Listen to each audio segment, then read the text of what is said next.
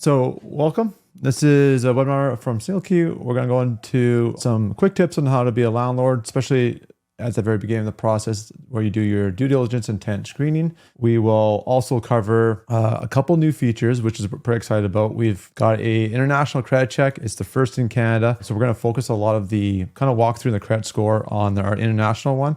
And we'll also do a brief walkthrough of our new dual report and give you guys some tips around that too.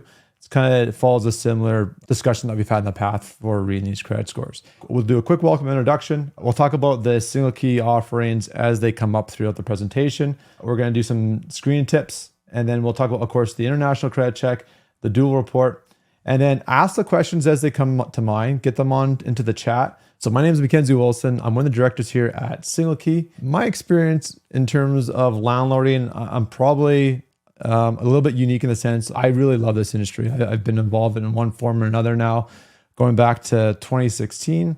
And I'm based out in Alberta, and my really involvement where I've got linked up with SingleKey started from the Facebook group that I run. And it's the largest Facebook group in Alberta for landlords called the Alberta Landlord Community.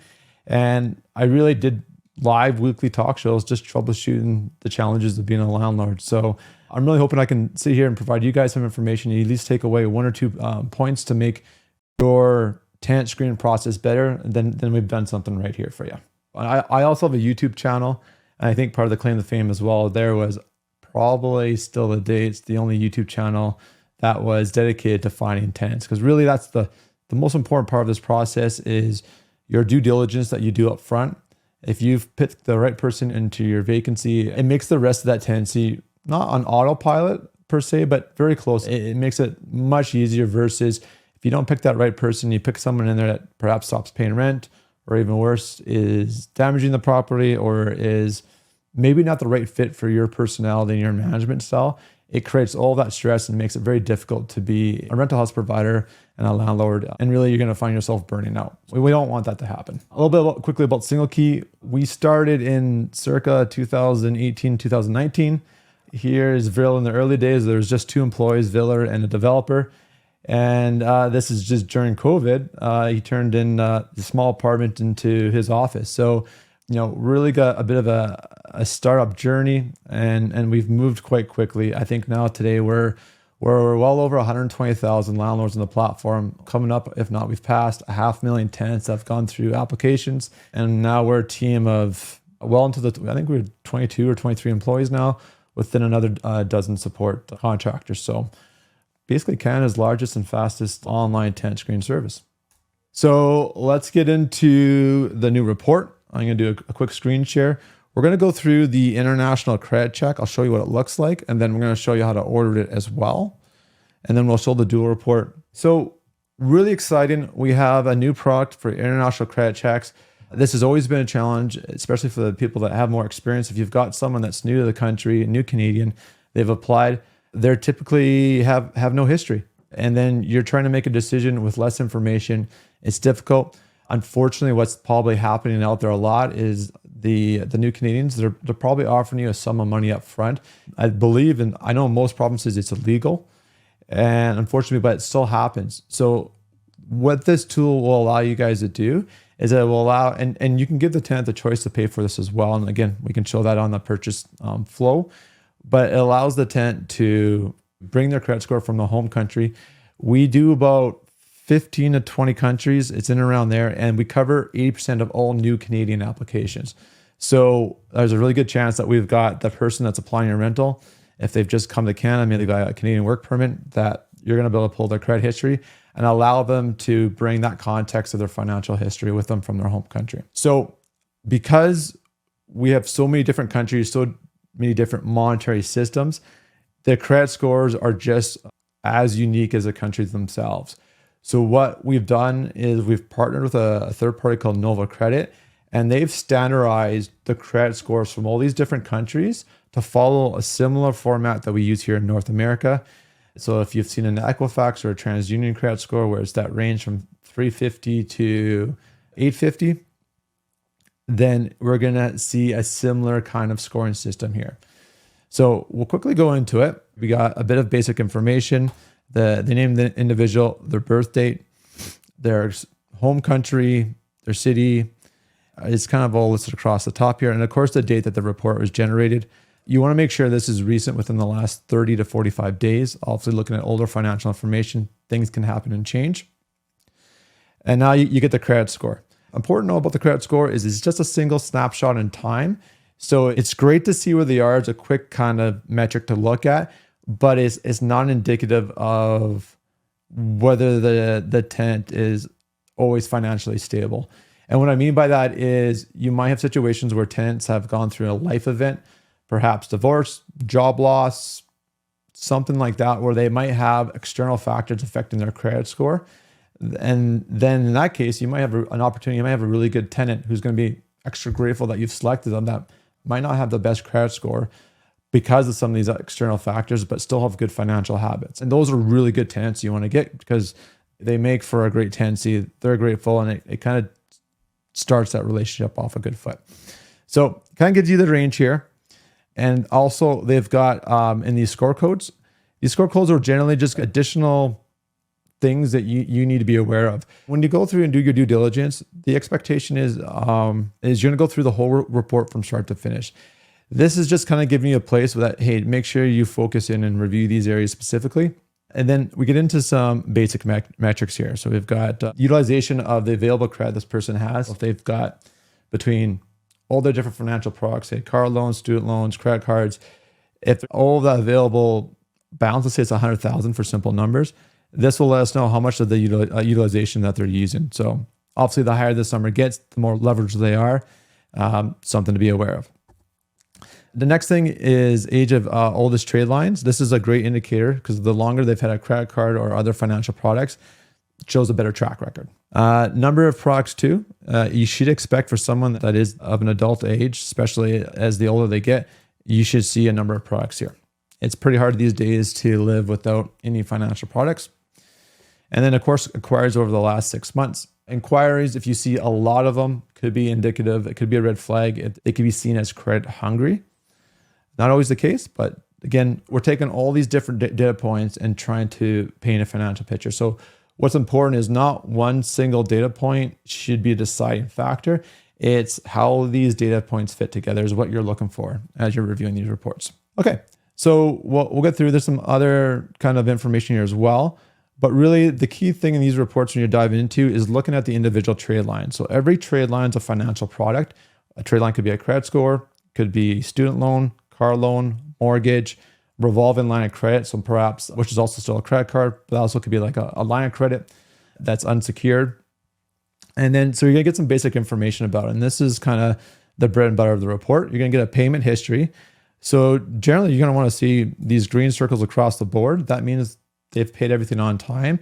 And if you scroll through the report quickly, or as you go through it and you see all these green dots, then we're in a good position here. And that's what you want to see. The date that was last open, I think on this sample report, and just keep in mind that this is a sample report. It's auto-generated with fictitious information. So it's not always as, say, realistic to an individual. So yeah, here's a student loan right here. It's $16,000, almost $17,000. The balance is 0. So this loan is now paid off. It's no longer active.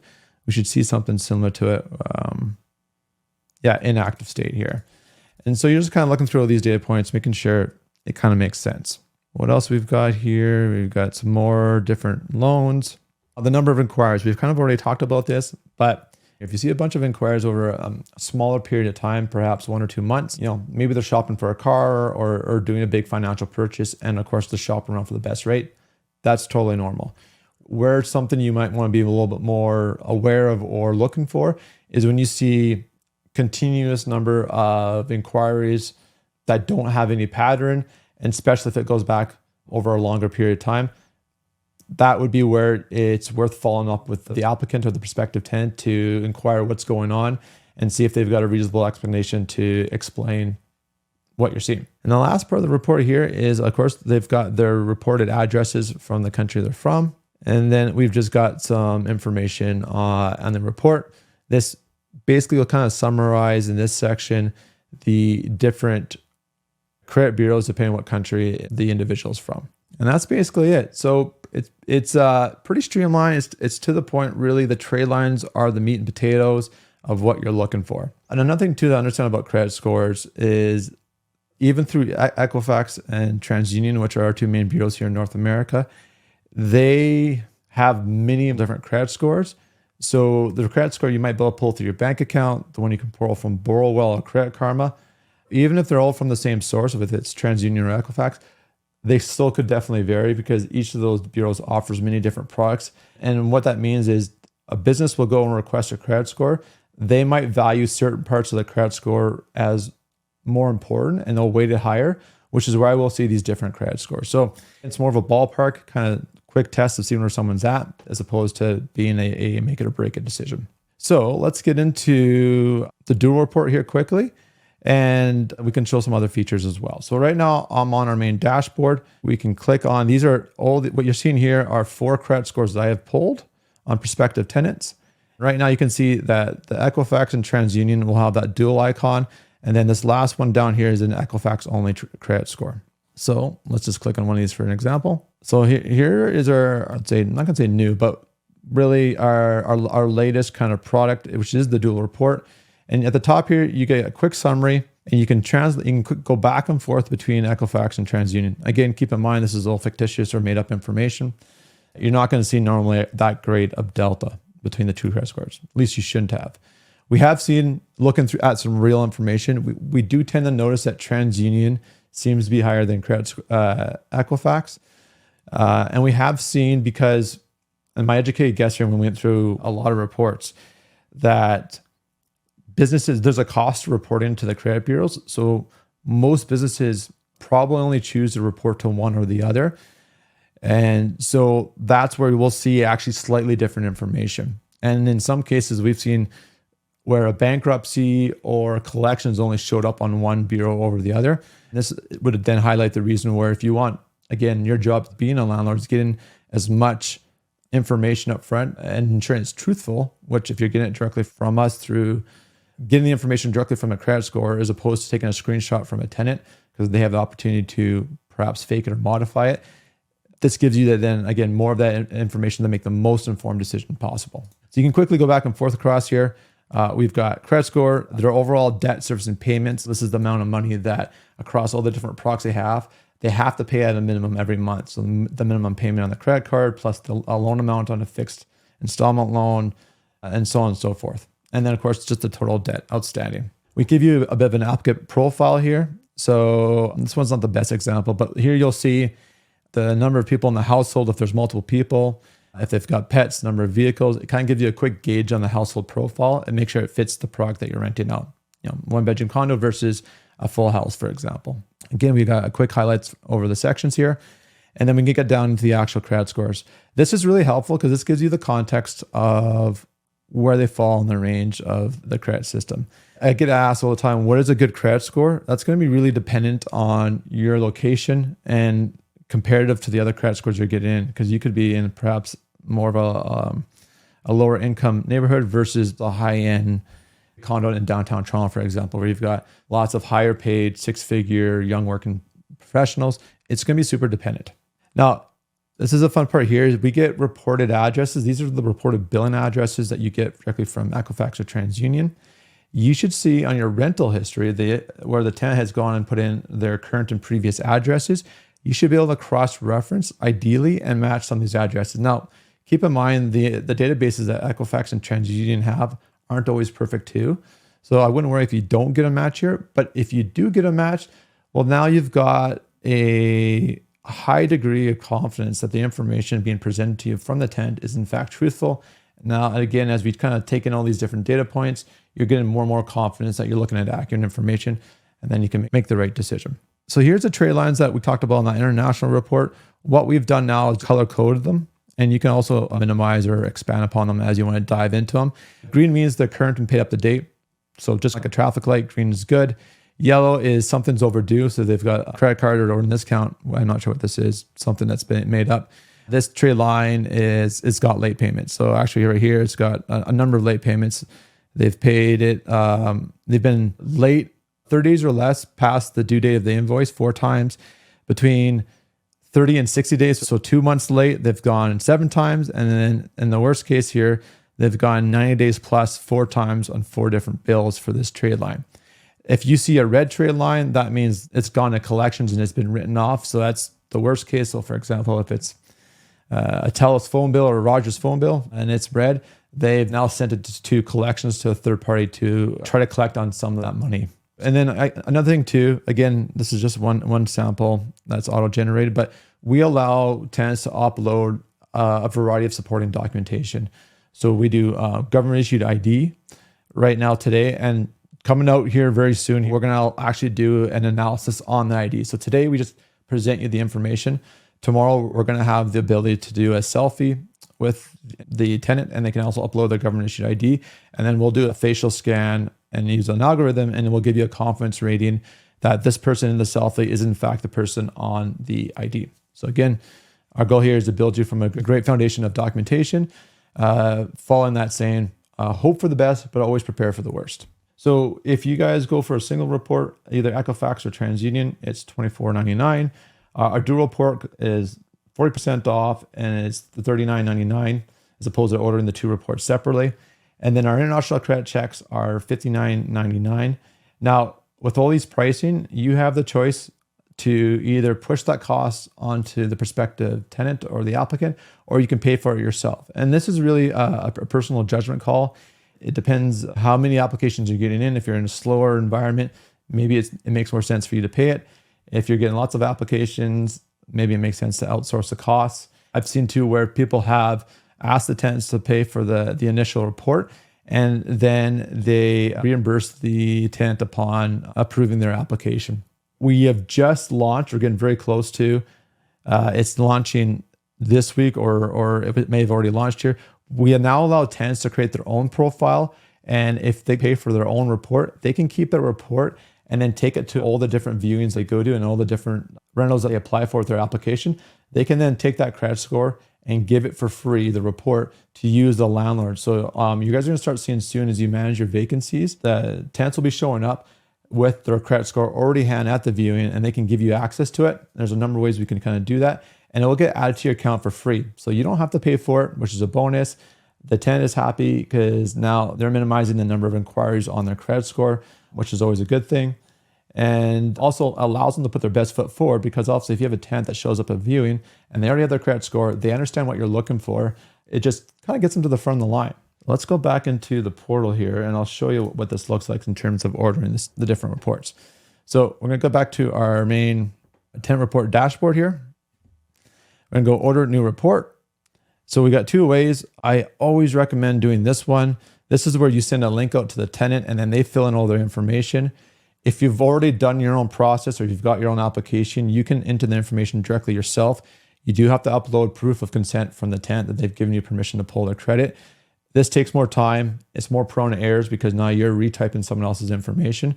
So I always suggest going down the tenant invite route.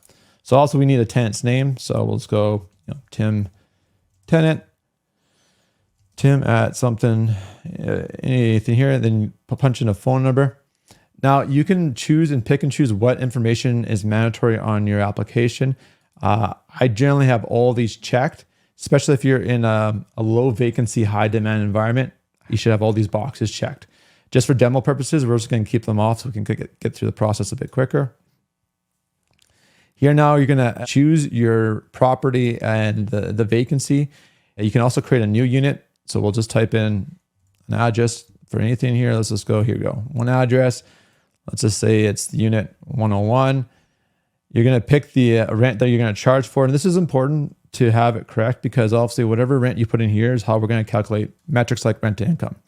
So let's say it's $2,600, and let's say it's going to be available, I don't know, July 1st. So you've added into the system. I'd always opt into checking to request a tenant to have tenant insurance. Why this is super important is you're going to want tenants to have their renters or tenant insurance. What happens if you're in an event that you have a claim, let's say they had the barbecue burn up the side of the garage of the house and cause $5,000 or $6,000 of exterior damage.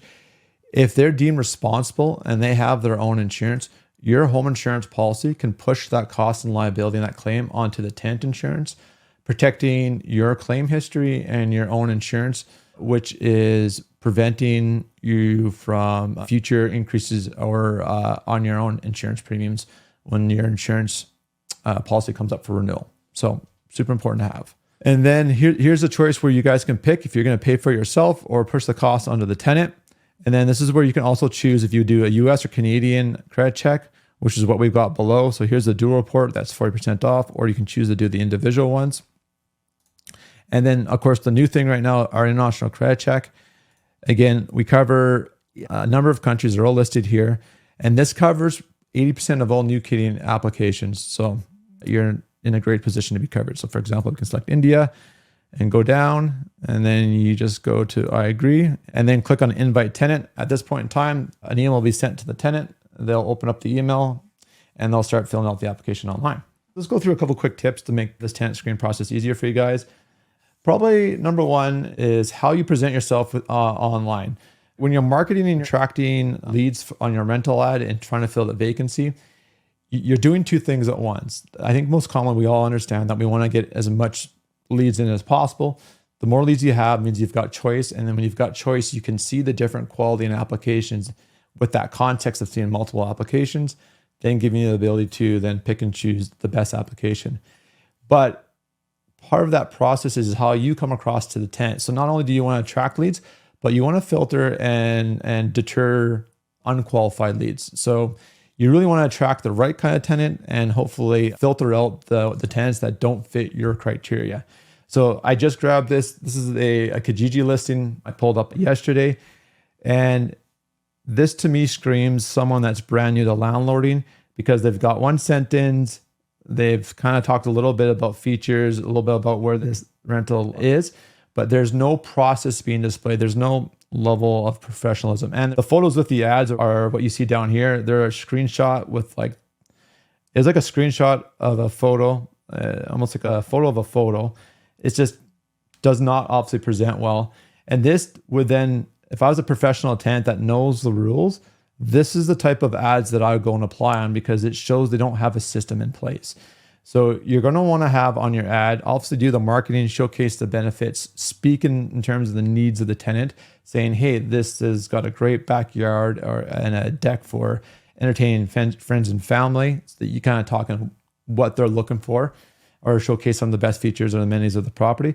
But then you should also say, hey, for the next steps to apply on the rental property, you should be going through these steps. We require employment and background checks, credit checks, whatever it might be. That information should be laid in there to show that you have a bit of a system. So here are my ads I've pulled on one of my listings.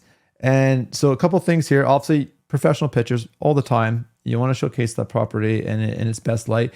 Virtual tours, especially since COVID, are kind of the norm now. They're done in one of two ways. Virtual generally means someone's taken a camera and just did a video walkthrough from the front of the house, walking through and panning through all the rooms and upload it to YouTube. That's the cheap and easy way to do it. I'd say at least start there. Or there's more of the higher end ones where you see, if you look on properties where you can click through the different circles and just kind of do the 360 photos. But at the very least have this, because what's going to happen is you're going to allow the tenant to very clearly visualize what your property looks like, and if it meets their needs. Is the right concept available? Do they have the rooms together? Because it might be a parent with a child, and if the rooms are on the opposite side of the property, that might be great for two young working professionals. The better the understanding you can give to the individual, you're going to get better responses further down your funnel when you're doing the viewings and getting the applications. Also, one thing too, I've noted, I've thrown some text in here to highlight kind of some features. And I've also put a bit of a brand. And now this is just my own landlording account, but it shows that it's not just a name and a Gmail. You've got something on the image too. Plus, I've watermarked these photos, which also will prevent fraud and someone taking your rental ad and using it to hopefully prevent someone from taking your ad, creating a fake ad, and conning a prospective tenant into stealing their damage deposit. And then you're not dealing with the noise that comes from that and the unwanted attention. And one thing too to add on this, I'll show that over here, is we have a pre-screen tool, and I highly recommend checking it out. Actually, it's going to come up later in the presentation, so I'll put a pin in that. Your screening questions. We have, and this is free on our blog, we've got a pre-screening phone script. This just shows your level of organization. And if you're asking the right questions, it will indirectly showcase to the individual that you've got systems and processes in place for your tenant screening process. But we've got a bunch of pre-screening questions you go through. And one of the pro tips here to avoid no-shows is how you confirm the appointment. So let's just say you've gone through your questions, they seem like a good fit. You've gone and confirmed a time. You go, thanks, John. We've got you booked in tomorrow at 7 p.m. One thing just I always do is I do require you to send a text, call, or email, whatever's convenient, about 2 hours before the viewing to confirm the appointment. I understand life's busy, and if I don't get that confirmation, I do consider the appointment canceled and I don't show up. And usually two things happen. And most of the time the tenant just goes, yep, that makes sense, no problem. If they don't actually confirm that appointment, you don't drive out to location, you save your evening, spend it with your friends and family. It's a great way to manage your time. And if they go and confirm it, well, then no problem. You've got your viewing as a go. You show up to the viewing and the tenants will be there because they've just confirmed it, and then you can go on and do it. So it helps you avoid the no-shows. The second part and the bonus part, this is a bit of a behavioral test, is now you've given some instructions to that individual and you're going to see how well they're good at following basic instructions. So sending you a confirmation before the viewing. Can they organize their own calendar? And so you get a little bit of insight to the organizational skills and a bit of the behavior of this prospective tenant. And if they can follow these simple steps, then it's a good foreshadowing or forecasting that when they are your actual tenant and you got to schedule a plumber or some maintenance in, they're easy to work with. If they can't manage this simple little task, well, then that might be a red flag and perhaps a suggestion to move on to the next tenant that you got. So here's the questions. We go through a bunch of them. One of the suggestions I always say at the very beginning when you start off the call is go, great, thanks, John, for inquiring. Why don't you start off with just tell me basically what your needs or what you're looking for, and then don't say anything. It's going to be really awkward, but bite your tongue. If you can embed that awkward silence in the call, what will happen here is the tenant's going to then just start, why they're moving, what they're looking for. But typically, if they choose to divulge more information, especially if there's on some of the fields that you're not allowed to ask for under, say, the Human Rights Act, if they choose to voluntarily share the information, well, then it's fair game. Whereas if you go and ask for are you married or do you have kids? Those are protected grounds you can't directly ask for, but if they choose to tell you that information, then you've got more information to work with. So ask the very first question, open-ended, be a little bit quiet, let them fill in the silence, and you'll find more often than not, you'll get more information than you can normally ask for. Most of the other questions on here are kind of general logistic questions. There's another question is, have you given proper notice to your current landlord? So if they've followed the legislation in your province and given you the proper notice to the current landlord that they're moving, it's a good indicator how they treat their past landlord or the current landlords, how they're going to treat you as the new possible landlord. Okay, so quickly, let's go through a couple different things here. We also offer a rent guarantee. This is super popular in a few different provinces, especially the Ontarios and BCs. You guys have very different legislation environments. And it is basically like an insurance policy. Technically it's a different product, but from all intents and purposes, it functions like an insurance policy. We'll cover up to $60,000 of unpaid rent or your first 12 months, $10,000 of malicious damage by the tenant. And then if you, worst case scenario, if they go through the eviction route, we cover $1,500 in legal costs, which in most provinces, that covers everything you need for the eviction. And then we also do free rent collection. So this is just like kind of pre-authorized debit, the same way you'd pay a utility bill through a checking account. This is what that service does. We do 3 transactions free per month. So it's basically based on your lease. That's how that would work. And it's great. It's automated. It's a good equivalent to using e-transfers if you don't have to remind your tenants every month and just know it gets auto withdrawal from the checking account. Okay. I was talking about this earlier, is our pre-screen dashboard. And nuts, my slides didn't work there well. Yeah, it's supposed to show the both of them. But anyway, so here's what it looks like on the top. You can star ones, you can see them unread, you can archive ones that you've disqualified. But what you're going to see across the board is the name and the email of the applicant, the property they're applying for, the date that this pre-screen questionnaire came in. We asked this question, what their credit score is. And that gets populated here. And then an income range as well. And then you have the choice to then, if you want to pursue this individual, go ahead and run a report. And then if you click on this, we have a whole pre-screening questionnaire, which I'll show you on the next page here. And this is what you're seeing here. So we've basically given you the tools and a dashboard to manage all those leads as they come in without having to build all this stuff yourself. It's pretty streamlined. I use it on my ads. So this tool would fit in.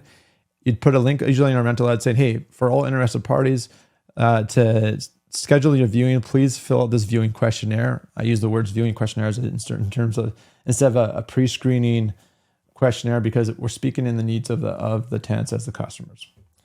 And then you can pick and choose what fields that are included on the form. So again, if it's a bit of a slower time, you're going to be turning off a lot of these fields so you get more conversion and more completed app responses. And yeah. Okay, let's get into the live Q&A. Okay, first question from Laura. How to access the collective credit score of multiple applicants, i.e. 3 co-renters or more? Yeah, great question. So right now today, when you go and let's say you've got a pair of roommates that are just professional, they're both young working professionals, they've applied on your property, you've got to run credit checks on both of them because best practice is every person that's of a legal age should have their name on the lease because then this gives you the legal right to then pursue and have access to pursue more bank accounts should the worst case happen and there's rent arrears or damages. Right now, the way our metrics work, so let's say like rent to income, for example, is currently it's reported off of the primary applicant. We'll have here very soon the ability to link applicants together. But what they can do right now on the applications, they can say their income is say $80,000 a year, and then they can also say their roommate and their roommate's income might be another $60,000. They can fill that in manually right now on the application, and so then we'll give you two incomes: the individual income, and then the household, or in this case, the collective income. And then that collective income is what's used to calculate the rent to income ratio. We don't see the employer in the credit report most of the time. Why? Yeah, no, and that's a fair question. From my experience too, I found that to be very inconsistent. The only way Equifax or TransUnion would get employer information on an individual is if that individual has applied on a financial product requiring that information to be disclosed. So if they've gone for a mortgage, for example, is the most easiest example that comes to my mind. When you apply for a mortgage, you have to give your employment information. And then that bank, if it was BMO or RBC, would then report that information to Equifax if they choose to do it. And that's how that information shows up. Most businesses that report credit scores don't actually share, from my experience anyways, don't share that employment information, or it's not as prevalent. Dominic, what do you suggest if the tenant is going to provide a guarantor? So also known as a co-signer. Absolutely, I totally recommend doing this. If someone's younger, say they're a young adult that doesn't have much credit score or has no credit score, and they can get a parent or a family member to co-sign, you would treat that co-signer the exact same due diligence you would do on the tenant, because essentially now they're taking financial responsibility for the person who's actually going to move and live in your property. Even though they're physically not moving in the property, they're going to get signed on the lease as one of the tenants. They're going to go through a full credit score as well. It doesn't really serve you doesn't serve you any benefit if the co-signer has a poor credit score and isn't financially stable. What can they then they're not in a position to then cover the financial obligations of the main tenant in question. What is the process to get access to tenants' applications that previously applied on SingleKey but for other rentals and now applying for your rentals? Yeah, so you wouldn't get that information because you don't have their consent to share that information, because that was intended for a different business purpose, and that would contradict. That's what we're looking for. That would contradict the different privacy acts. I'm trying to think of the ones like there's PIPA, there's the actual name of the legislation is leaving me right now, but there's a federal one that covers all of Canada, and then some provinces have chosen to create their own privacy acts. Alberta has one, I believe BC and Ontario also have one. But at any rate, you can only collect information for a specific business purpose. That's generally how the acts work. And basically what we mean by that is, as a landlord, we can't and should not be asking for, say, a healthcare number. That has no value to screening tenants for picking someone to fill a vacancy at a rental property. How do we check that the documents are legit? Yeah, great question. So We did do a fraud webinar back in March, and if you guys go on our blog, definitely recommend checking it out. There's a number of different factors, just looking at the general consistency of the document spacing. Has the font been changed? You can also look at the metadata on a file. And what I mean by that, if you right click on a file and go properties, you're going to see the publishing software. So if it's a bank statement, that would either be the name of the bank, or it might be a business that they've used in a third party to generate those PDFs. But if you see something like I love PDFs, it's one of the tools online, or some online tool for photoshopping or modifying PDFs, as the author or the last software to touch that PDF, and it's a bank statement. Well, that's a big red flag that they've modified it or used other software to adjust something. The create date and modification date should be the same date, because obviously the create date's when the PDF or the file was first created, and then if it's been modified or changed after the fact, then the modification date will no longer match the create date, and they should match each other. But yeah, there's a ton of details that get into it. Also on that too, we have a service that we're tying in that will actually scan the documents on a per page basis and give you a bit of analysis of what we just talked about there with the fake documents. A potential tenant sent their Equifax score in a screenshot via email. Is this acceptable? No, and here's why. Because if you're getting the credit score directly from the applicant in question, there's an inherent bias, especially if they're in a tough position. Let's say they're struggling to find a place, their credit score isn't perfect. We're by human nature, we always look after our own needs first. There's a temptation where they might modify the information. They might Photoshop a new credit score, blank out some sections, and you don't know that. So the best practice to simply avoid that is getting the credit score from a trusted source, and that would be us in this case, or really any provider. You don't want to be getting information that you make a judgment call on from the party in question, because they can, if they need to, they'll want to change it to help their situation out. At which point and where I start to engage the applicant with single key. As soon as I filter out a few profiles. So if you're looking at your screening process, you've already gone through and you've created a rental ad. You can certainly embed our pre-screen tool in there. That's a great way to collect and organize your leads into an online dashboard. It's all built. But when you're doing the actual application, this is where you've already had an initial phone call conversation. Perhaps it might be text or email. You've gone through your pre-screening, your phone script questions to kind of flush them out to justify the time for the viewing. You've booked the viewing. They've come to the viewing. You're asking those same set of questions again and ensure the story is being consistent. Because usually if someone's lying, they have a hard time keeping their lies straight, especially over a period of 1 day or 2 days between the time they phone you and to the time of the viewing that's been booked. And if they're going to apply on multiple properties, you're going to see red flags if there's variance in that conversation, answers. Once you've done your viewing and the tenant goes, great, thanks, John or Jane, this property is amazing. This is the one I'm looking for. What is the next step here? Hey, then that means you've got someone engaged. Then that's where you go, okay, great. I use single key for my applications. I just need a name and an email. Likely you probably already have that from the way they've responded on your rental listing. But if not, collect that information, grab a phone number as well.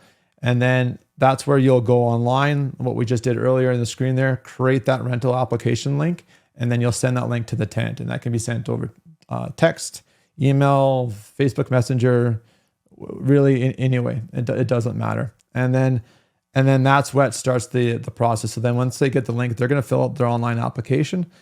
And then as soon as they hit send, you're going to get the report back in with a couple of minutes. Actually, it's usually faster than that.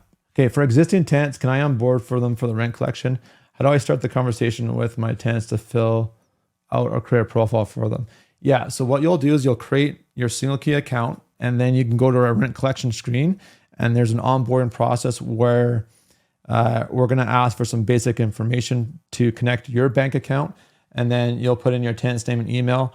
We'll send off an email to the tenant saying that Mr. and Mrs. Landlord has just requested you to set up pre-authorized debit, which is our rent collection, And then can you please click here to go online to connect your bank account? I would do a warm handoff and let your tenant know ahead of time. Say, hey, Mr.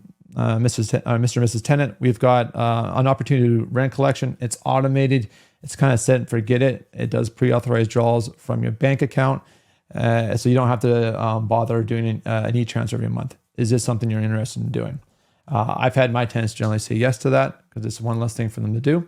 But some might still prefer doing e-transfer, but that's how I would then warm it up and then say, okay, great.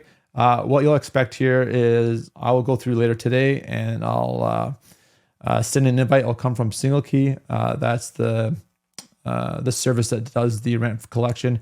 And essentially, I always say it's pre-authorized debit. If people know what that means, great. If not, it's like simply how businesses like a utility company would pull funds out of a checking account to pay a bill.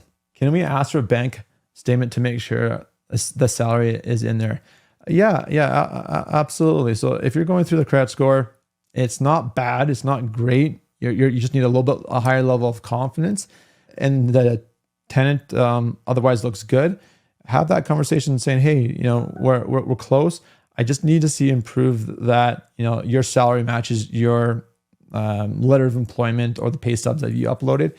Can you send, the last 3 months of your bank statements? By all means, blank out the transactions that aren't relevant.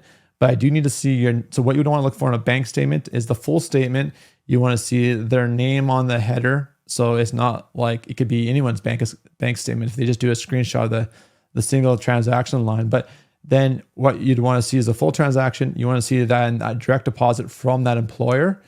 So then you can validate, hey, now you've cross-referenced on a bank statement that the deposits are from, Rogers Communications here. Their level of employment says Roger Communications. The pay stub says Roger Communications. The pay stub amount and deposit date line up to when that money hit the bank account. You're able to tie in all these dots together online. You're getting a really high level of confidence that the information is all accurate and true, and you've got no anomalies in there. Okay, Cheryl, can the rent guarantee program be arranged on an already existing lease? Yep, absolutely. You can start them on brand new tenants that are just coming in or existing tenants. Absolutely. The only requirements is a recent credit score, their rent to income ratio, and it can be, again, for an individual or for the whole household, depending on how many people are renting from you, is 45% or less. And if it meets those requirements, then you guys can kick that off anyway. And and certainly we'll do it. What we'll do is we've got some people on the line here that Alex is on here. He's on our rent guarantee team. He can dive in the details with you. So, and we'll send out an email as well. If you're interested, there's a booking link. You can grab a time with one of the rent guarantee team members, and they can go through that with you. What is the cost for the rent guarantee program? Good question. So it's 5.5% to 5%, depending if you choose to pay monthly or pay for an annual fee up front of your gross rent. The other thing to note as well is if your tenancy, I know this is very common in Ontario, you typically sign a 1-year lease and then you guys go month to month.